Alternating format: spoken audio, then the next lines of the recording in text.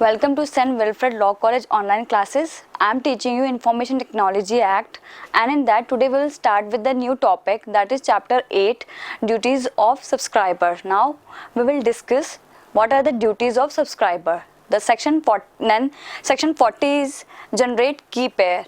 Means जब कोई corresponding public की से रिलेटेड कोई प्राइवेट की है जो सब्सक्राइबर एक्सेप्ट कर लेता है, जो कि डिजिटल सिग्नेचर सर्टिफिकेट में इंक्लूड करी जाएगी, तो जब वो एक्सेप्ट कर लेगा सब्सक्राइबर, तो वो दोनों को जोड़ के पब्लिक की और प्राइवेट की को अटैच करके एक की जनरेट करेगा. तो this has been provided under section 40 कि जब भी कोई पब्लिक की से कॉरस्पॉन्डिंग प्राइवेट की एक्सेप्ट कर ली जाती है सब्सक्राइबर द्वारा, तो वो उन दोनों को पेयर करके जनरेट करेगा की पेयर को, दोनों को मतलब अटैच करके वो की पेयर जनरेट करेगा. सो ये उसकी ड्यूटी है कि जब उसको प्राइवेट की प्रोवाइड कर दी जाती है तो उसकी ये ड्यूटी बनती है कि वो अब जनरेट करे की पेयर को. तो ये सेक्शन 40 में प्रोवाइड किया गया है. Now section 41 acceptance of digital signature certificate. Now section 41 का सब सेक्शन 1 जो है वो ये बताता है कि सब्सक्राइबर को हम ये बाय जो सब्सक्राइबर वो डीम्ड एक्सेप्टेंस का माना जाएगा कि उसने डिजिटल सिग्नेचर सर्टिफिकेट एक्सेप्ट कर लिया है. तो इसमें प्रोवाइडेड है कि subscriber shall be deemed to be accepted digital signature certificate if his subscriber publishes or authorizes publication of digital signature certificate to one or more persons. Second is in a repository or otherwise demonstrates his approval of digital signature certificate in any manner. Means जब subscriber को हम ये मानेंगे कि उसने digital signature certificate accept कर लिया है, किस कंडीशंस में, ये प्रोवाइडेड है कि जब डिजिटल सिग्नेचर सर्टिफिकेट के बारे में जो है सब्सक्राइबर पब्लिश कर देता है वो या ऑथराइज कर देता है publication of digital signature certificate किन किन को, टू वन और मोर पर्सन्स को, या फिर इन ए रिपोजिटरी और otherwise demonstrates his approval in any manner about digital signature certificate. So ये उसकी acceptance of digital signature certificate की अप्रूवल्स के ग्राउंड्स है, किस बेसिस पे ये मान लिया जाएगा कि उसने डिजिटल सिग्नेचर सर्टिफिकेट एक्सेप्ट कर लिया है.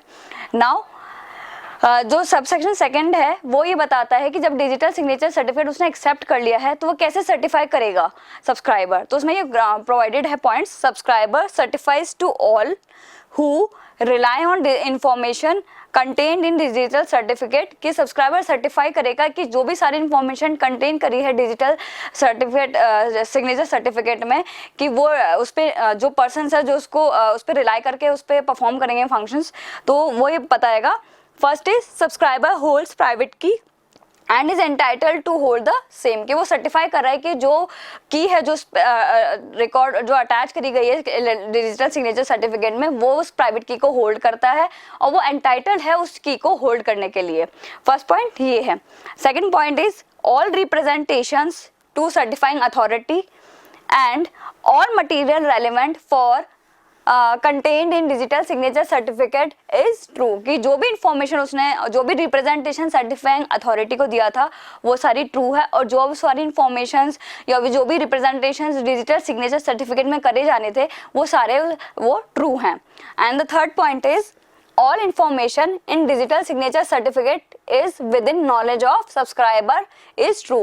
मीन्स जो भी इंफॉर्मेशन कंटेन करी जाएगी डिजिटल सिग्नेचर सर्टिफिकेट में वो ट्रू है as per the knowledge of subscriber, कि उसने जो भी इंफॉर्मेशन प्रोवाइड करे, जो भी इंफॉर्मेशन डिजिटल सिग्नेचर सर्टिफिकेट में इंक्लूड करी जाएगी या कंटेन करी जाएगी वो सारी उसकी नॉलेज में ट्रू है. तो ये प्रोवाइड करता है subsection 2 of section 41 which says acceptance of digital certificate signature certificate bye subscriber. Now the last section is of this topic, section 42, control of private key. Now who is the responsible person for holding private key? Subscriber. Now he has some duties regarding to prevent its disclosure and to take reasonable care of such key, that is private key. So first point is reasonable care and control by every subscriber. Now it is a duty of every subscriber to take reasonable care and control of the private key and all to take all necessary steps to prevent its disclosure means तो सारे वो steps necessary ताकि वो जो prevent कर सके private की के डिस्क्लोजर को वो सब्सक्राइबर को उठाने चाहिए और या लेने चाहिए।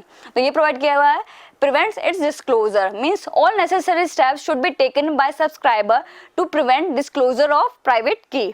Now, subsection 2 of section 42 states, if private key has been compromised in any way or manner, then in that case, it is the duty of subscriber to inform the certifying authority without any delay. So, this has been provided under subsection 2, that is, private key compromised, then inform to certifying authority without any delay, मतलब जल्दी से जल्द उसको inform करना पड़ेगा certifying authority को कि उसकी जो प्राइवेट की है वो किसी तरीके से कॉम्प्रोमाइज हुई है। Now that's all for chapter 8, that is duties of subscriber. Now let's start with the new chapter, that is chapter 9, penalties, compensation and adjudication means उनसे जो पेनल्टीज और कंपनसेशन किन किन केसेस में प्रोवाइड किए जाएंगे।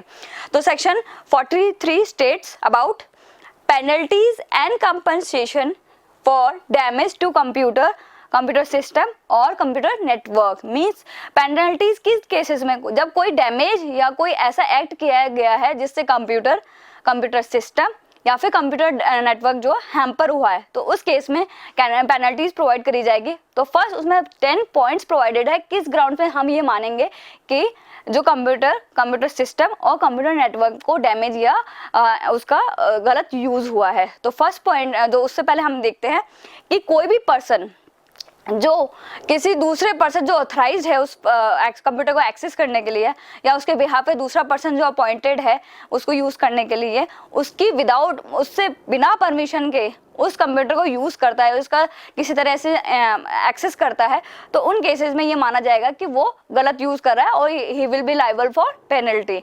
तो उसमें कुछ ग्राउंड्स प्रोवाइडेड हैं, वो बताता है कि कोई भी person without the permission of the owner of computer system और computer network, first is access और secure access to such computer system, computer और computer network. Second, downloads, copies, extracts any data और इंफॉर्मेशन मीन्स उसके computer में access करता है या उसमें फिर जाकर डाउनलोड करता है या कॉपीज करता है उस कंप्यूटर सिस्टम से, या फिर उससे कोई डेटा एक्सट्रैक्ट करता है, इंफॉर्मेशन एक्सट्रैक्ट करता है, तो उस केस में वो लायबल होगा पेनल्टी के लिए। थर्ड इज इंट्रोड्यूसेस और causes to be introduced any computer contaminant और वायरस मीन्स और कोई ऐसा एक्ट करता है जिससे वो कंप्यूटर कंटामिनेट हो जाए या उसमें वायरस डाल देता है, तो वो पेनल्टी के लिए लायबल होगा। नाउ फोर्थ इज डैमेजेस और कॉज टू बी डैमेज, या फिर उसी कंप्यूटर सिस्टम को डैमेज कॉज करता है या फिर किसी तरह से हानि पहुंचाने की कोशिश करता है, तो उस केस में भी वो लायबल होगा। फिफ्थ इज डिसरप्ट्स और कॉजेज डिसरप्शन इन कंप्यूटर सिस्टम और कंप्यूटर नेटवर्क, माने किसी तरह से का उसमें डिसरप्शन करता है या कॉज करता है कि उसमें डिसरप्ट किया जाए, तो वो भी लायबल होगा उस केस में पेनल्टी के लिए। सिक्स्थ इज डिनाइज और causes denial access to any person authorised means किसी जो ऑथराइज पर्सन है उस कंप्यूटर नेटवर्क को यूज़ करने के लिए या सिस्टम को यूज़ करने के लिए, उस ऑथराइज पर्सन को प्रिवेंट करता है ताकि वो उस पर एक्सेस ना कर पाए, उसका यूज़ ना कर पाए, तो such person shall be liable for the penalty.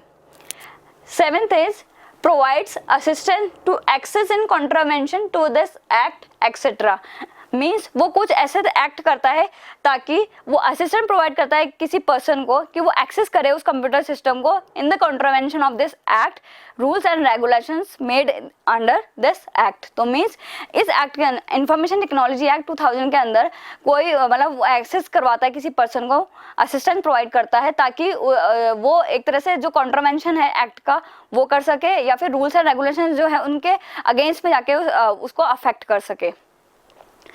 Eighth is charges services availed of by a person to the account of another person by tampering or manipulating a computer system और computer network means कोई person है किसी person ने avail करी है services, पर उसकी services के जो चार्जेस है वो किसी और पर्सन के अकाउंट से वो चार्ज करता है, so such act is a wrongful act and he will be liable for the penalty for the such act.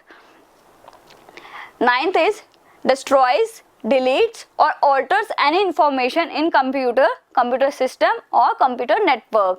Means कोई भी information जो वो contained है उस computer system में या computer network में, वो उसको alter करता है, उसको destroy करता है और delete करता है without the permission of the owner or any person authorized by him, then in that case such person shall be liable for punishment, that is for penalty.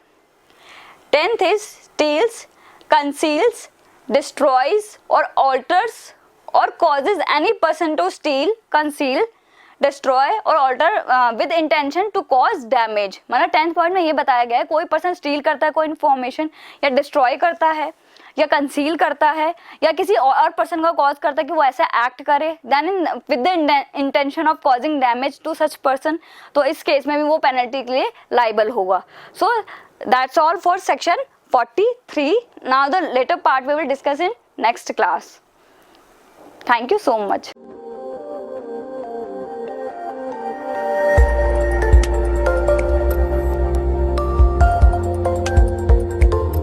At St. Wilfrid College of Law, Sector 10, Meera Marg, Madhyam Marg, Jaipur, Rajasthan.